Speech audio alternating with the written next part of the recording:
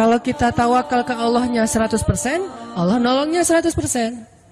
Dan ukuran persentase itu yang tahu cuma kita, karena di hati kita itu yang muncul. Ada satu titik keraguan, berarti kurang dari 100%. Keraguan itu memperlambat datangnya pertolongan dan keajaiban dari Allah. Makanya aku tergantung prasangka hambaku kepadaku. Kenapa ada orang di zaman dulu tuh kayak dapat karomah, keajaiban-keajaiban dalam hidupnya. Kayak nggak mungkin terjadi secara logika dan ilmiah. Karena memang dia yakinnya ke Allah itu 100%. Apakah kalau kayak gitu kita nggak perlu ikhtiar? Perlu, tapi ikhtiar nggak ada hubungannya dengan keyakinan. Ikhtiar itu hubungannya dengan kewajiban. Allah yang suruh ikhtiar, tapi yakin berhasil apa enggak, itu urusan yang kedua. Urusan hati antara kita dengan Allah Subhanahu Wa Taala. Kayak kita minum obat. Tentunya kita harus beli obat yang paling bagus, dokter yang paling recommended, yang spesialis. Oke, itu ikhtiar.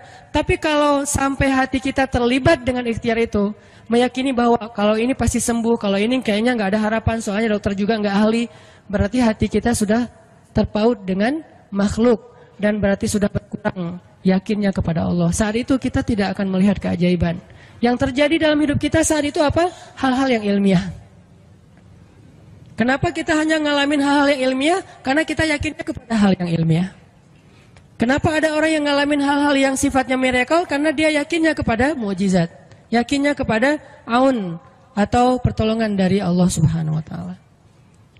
Jadi bukan kita tidak berikhtiar, ini bab a'malul qulub, amal hati. Apakah hati kita yakin nggak sama Allah Subhanahu Wa Taala?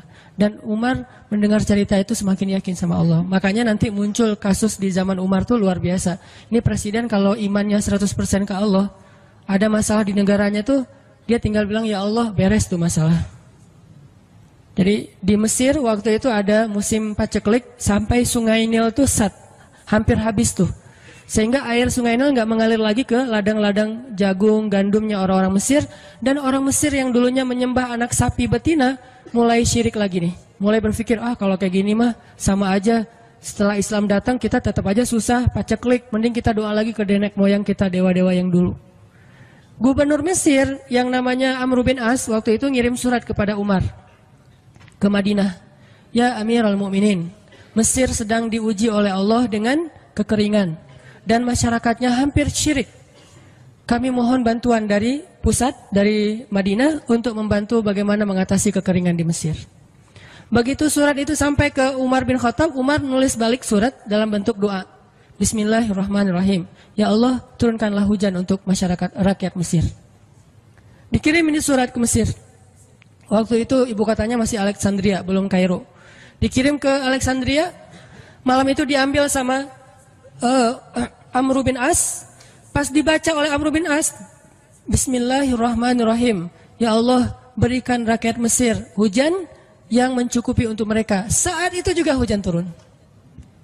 Sampai sungai Nil meluap dan menggenangi ladang-ladang jagung dan gandumnya orang-orang Mesir. Dan mereka bertakbir semuanya. Cuman ngirim surat doang dari Amirul Mukminin. Kan enak ya? Coba kalau kita hidup di zaman Umar. Ya Amirul Mukminin, saya belum dapat jodoh. Ya Allah beri dia jodoh. Beres. Cepet banget loh. Ya Amirul Mukminin, dia nolak saya. Ya Allah terimalah. Terima. Yang kemarin nolak hari ini, kenapa ya saya jadi srek sama dia? Gara-gara doa Amirul Mukminin. Ini artinya teman-teman, keajaiban dari yakin kepada Allah itu luar biasa dari kisah Bapak tadi tuh. Kalau kita berbaik sangka kepada Allah. Kenapa nggak ikhtiar? Mungkin sudah ikhtiar, bikin pengairan segala macam tapi belum berhasil. Yang kurang cuma satu, doa. Doa mungkin udah banyak tapi belum diijabah karena doa-doa mereka tidak seajaib doanya Umar bin Khattab. Belum lagi Umar berdiri di atas mimbar. Ini mungkin terkenal nih, kejadian dalam perang Qadisiyah kalau nggak salah. Umar lagi khutbah Jumat di Madinah. Kaum muslimin lagi berperang di Irak melawan pasukan Persia, perang Qadisiyah namanya. Irak Madinah itu kan kalau naik pesawat sekitar 2,5 jam, 3 jam, jauh tuh. Jakarta Medan lah, jauh. Nah, Umar lagi khutbah di atas mimbar, sholat Jumat, tiba-tiba tema khutbahnya tuh ganti gitu.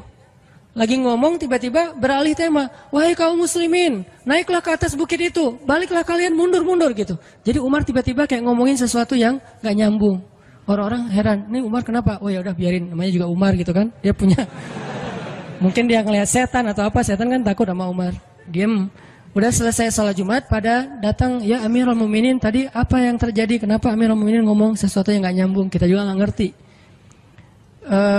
Kata Amirul Mukminin, saya ngelihat Allah menampakkan kepada saya pasukan Islam di Qadisiyah yang terdesak, hampir habis dibantai sama musuh. Tapi saya ditunjukkan ke sebuah bukit yang mungkin mudah-mudahan itu jadi benteng untuk mereka berlindung. Saya suruh mereka naik. Orang kan nggak langsung percaya kan? Bener gitu terjadi kayak gitu. Kalau Rasul ngomong, mungkin aku naik ke langit, Isra Mi'raj, oke lah, itu aja masih ada yang mendustakan. Ini Umar yang ngomong, bukan Nabi yang dapat wahyu. Orang nggak langsung percaya. Selang beberapa minggu kemudian, pasukan Qadisiyah pulang. Jadi utusan mereka pulang bawa berita tentang kemenangan perang dalam perang Qadisiyah. Dia cerita, suatu hari di hari Jumat, kami sedang berperang. Kami terdesak, hampir habis dibantai sama musuh. Udah nggak ada jalan untuk berlindung. Tiba-tiba kami mendengar suara Umar. Amirul Mukminin berteriak, wahai kaum muslimin, naiklah ke atas bukit ini supaya kalian terlindungi. Akhirnya kami mundur naik ke atas bukit dan selamat waktu itu. Berarti benar-benar terjadi. Kok bisa? Ya, qadarullah. Ini keajaiban iman mereka. Apakah kita bisa mendapatkan pengalaman-pengalaman kayak gini? Bisa, kalau keimanan kita dengan level yang sama. Kalau nggak selevel yang sama pun, minimal kita nusaddid. Kalau kita tidak bisa sama persis, minimal kita berusaha untuk nuqarib. Berusaha untuk pengalaman kita nanti, walaupun nggak sama persis, mirip-mirip dengan pengalaman mereka. Lagi-lagi, bukan berarti tidak berikhtiar. Ini keajaiban-keajaiban yang terjadi. Dan saya juga baru ngalamin kemarin pas saya di seminggu, nggak kurang dari seminggu yang lalu, saya baru pulang dari laut di Batu Karas. Di sini ada teman saya, Agi. Mana Agi? Nah, ini Agi ya. Ini by the way model model iklan. Ada deh pokoknya iklan jodoh maksudnya. Agi ini anak Batu Karas. Agi boleh diceritain?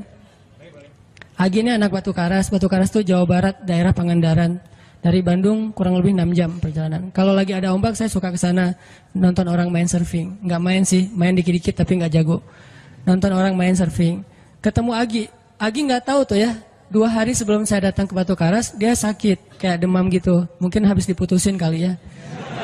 Dia demam gitu, nggak enak badan, pengen pulang. Biasanya kalau nggak enak badan cuma dia tinggal di Jakarta, paling juga di kos-kosan. Tapi kali ini pengen pulang ke Batu Karas banget. Aduh, kenapa ya pengen pulang ke Basroh Batu Karas gitu ya. Batu Karas kayak Basroh gitu.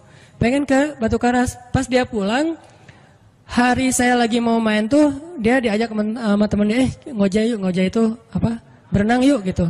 Yuk berenang yuk, berenang. Dia ikut, padahal lagi nggak enak badan, tapi pengen berenang. Pas lagi di pantai, saya datang ketemu loh, kayak kenal nih, hitam-hitam ektis gitu.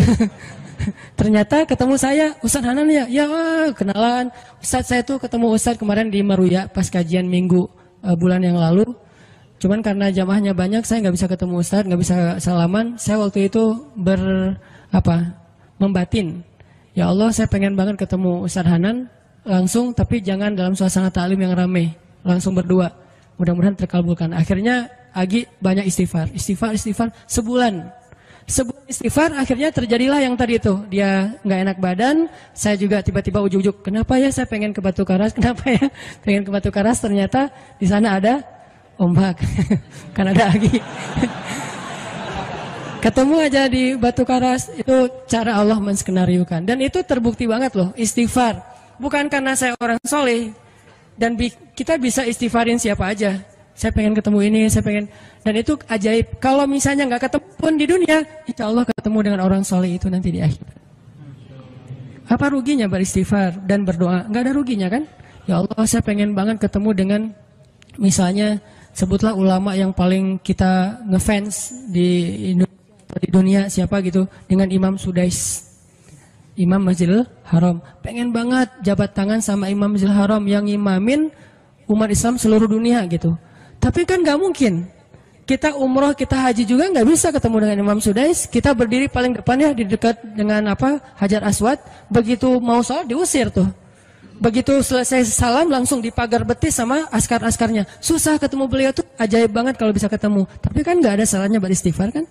Astagfirullah, astagfirullah, ya Allah, Sudais, astagfirullah, astagfirullah, Sudais, astagfirullah. Terus aja gitu. Pengen ketemu Sudais. Tiba-tiba bisa aja sudah datang ke Indonesia, ada seminar apa, mungkin bisa ketemu yang paling logisnya. Atau kalaupun nggak ketemu di dunia, tiba-tiba bangkit dari kubur di sebelah kita. Siapa? Kan kamu sering manggil saya dulu, siapa? Sudais yang mana ya? Imam Masjidil Haram, Masya Allah Syekh gitu. Dan orang soleh nanti di akhirat, dialah yang salah satu akan menyelamatkan kita dari perjalanan yang sulit. Selain syafaat Rasulullah SAW. Jadi kalau disebut nama Nabi, kita spontan ya, Sallallahu Alaihi Wasallam. Kalau perlu bahkan kayak respect banget gitu. Kalau disebut nama Nabi langsung Sallallahu Alaihi Wasallam, karena luar biasa jasa Rasulullah. Yang jelas selain Rasulullah Sallallahu Alaihi Wasallam, nanti ulama-ulama orang-orang soleh juga bisa nolongin kita di akhirat. Jadi kalau kita doa, ya Allah pengen banget ketemu si Fulan, Syekh Fulan, Ustadz Fulan, Kiai Fulan. Kalau nggak ketemu pun di dunia, pasti ketemu di akhirat. Yang jelas harapan kita nggak mungkin Allah abaikan gitu aja, nggak mungkin. Pasti Allah kabulkan. Cuman Allah kadang-kadang menggunakan cara yang lebih baik daripada yang kita pernah bayangin. Ketemu beliau di dunia paling cuma selfie. Tapi kalau ketemu di akhirat, dibawa selamat di sirat yang panjang, lebih mending mana? Ketemu nih dengan seorang ulama, orang soleh yang kita ngefans banget nih. Pokoknya saya pengen banget selfie sama beliau, ya Allah. Apalagi kalau orang soleh itu followersnya banyak, misalnya 1.100.000. Sedikit itu mah, banyak model yang 17 juta, 19 juta. Pengen followersnya nambah kalau selfie sama beliau. Cuma nambah followers. Tapi kalau ketemunya di akhirat, nambah apa? Nambah derajat, naik level. Kita jadi selevel dengan masuk ke level beliau, padahal kita mah malahnya nggak selevel gitu. Kenapa? Karena dibawa sama beliau. Orang soleh itu kalau mau masuk surga, teman-teman nyari teman-teman yang mencintainya di dunia. Ya Allah, mana fulan, dia mencintai saya di dunia. Ya Allah, mana fulan, dia mencintai saya di dunia. Allah bilang, dia masih tuh di sidang, belum beres-beres, sudah sidang ke-30 misalnya. Kan sidang di dunia aja satu kasus berpuluh-puluh kali kan. Gimana sidang akhirat, lebih berat lagi tuh. Ya Allah, tolonglah dia, selamatkan dia, karena saya mencintainya selama di dunia karena engkau. Akhirnya orang-orang soleh pada balik lagi. Dari surga, balik lagi ke padang mahsyar. Demi ngapain? Demi menyelamatkan orang-orang yang mencintai mereka semasa di dunia. Datang ke padang mahsyar, cari ke bagian informasi.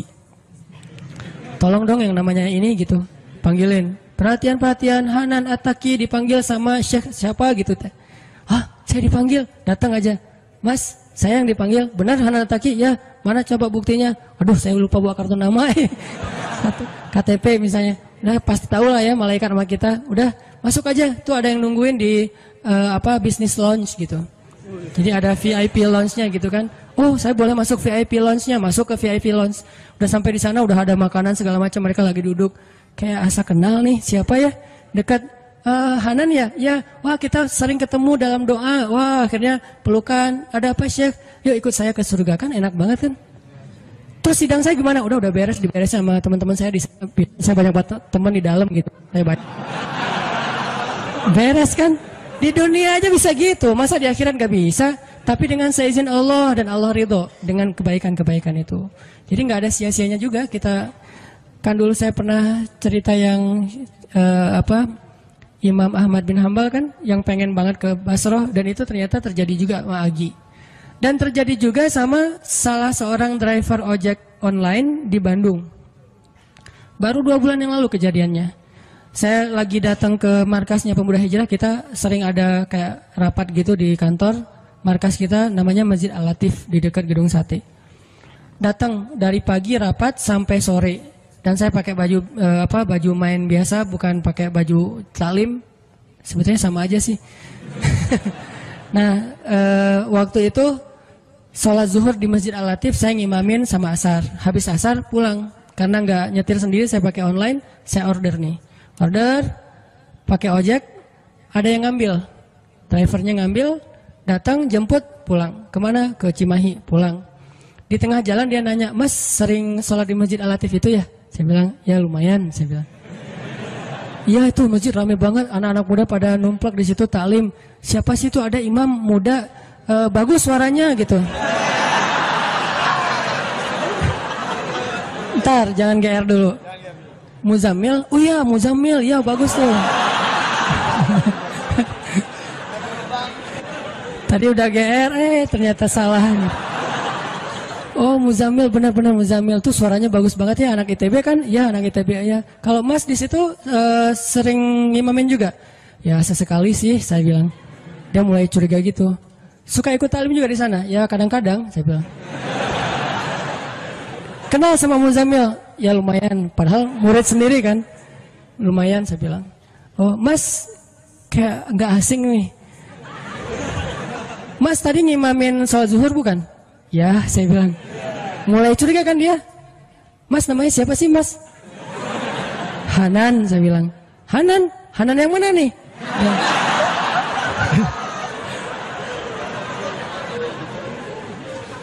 Saya bilang Hanan Taki. Wah langsung oleng dia mah.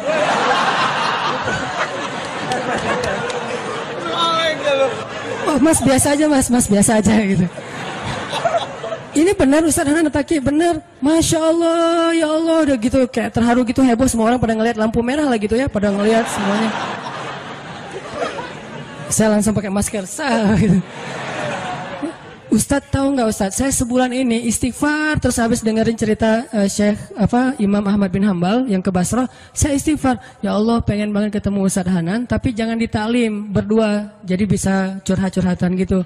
Ternyata Allah bikin skenario, saya order ojek online, dia ngambil, jadi ngobrol di jalan sampai ke rumah, akhirnya bertamu nggak pulang-pulang. Wah ini luar biasa cara Allah. Dan wallahi teman-teman, dan itu terjadi. Jadi udah 2 kasus nih yang saya alamin ya. Satu lagi yang ojek online tadi, dan dua-duanya hajatnya sebulan Allah kabulkan. Jadi kalau ketemu saya aja sebulan gampang, masa ketemu jodoh bertahun-tahun gak dapat ya? Gimana nih? Istighfarnya gimana nih? Ini terutama buat cewek-cewek nih. Kalau cewek-cewek kan gak bisa nyari, masa cewek kayak kepo gitu kan gak mungkin. Pura-pura follow, nge-like. Kok dia nge-like terus yang first like lah gitu? Gak mungkin kan? Cewek kan agak-agak jaim. Ya udah istighfar aja deh. Banyak-banyak istighfar. Tiba-tiba ada yang kesandung jatuh di depan cewek, HP-nya jatuh. Dia pergi, HP-nya nomornya. Nggak penting sih ceritanya. Pokoknya ada jalan dari Allah yang kita nggak ngerti nih. Yang jelas bisa. Kita tinggal yakin aja sama Allah, istighfar, Allah yang kasih jalan. Walladzina jahadu fina lanahdiyannahum subulana. Pokoknya kalau kalian bersungguh-sungguh kata Allah di jalan kami, udah kami kasih jalan-jalan keluar yang subul, jamak dari sabil, banyak banget jalan keluar di sisi Allah.